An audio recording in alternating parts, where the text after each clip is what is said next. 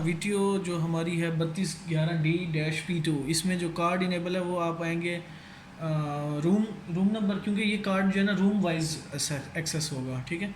तो आप जो है इसके अंदर आएंगे और मॉडिफाई पे क्लिक करेंगे और यहाँ से इशू कार्ड के बटन पे क्लिक करेंगे और कार्ड को ऊपर रखेंगे तो ये कार्ड आपका रीड हो गया। और यूज़र नेम आप जो वीडियो का यूज़ कर रहे हैं वही आप जो है उसको यूज़र एक्सेस देखने के लिए देंगे, सेव करेंगे और ये कंफर्म सेंड कार्ड करेंगे तो ये डिवाइस के पास इन्फॉर्मेशन चली गई है।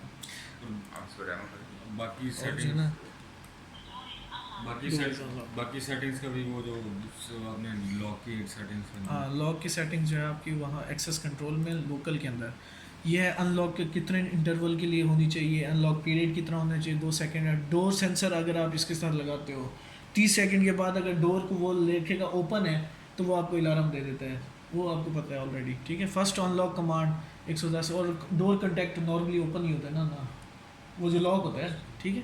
ओके।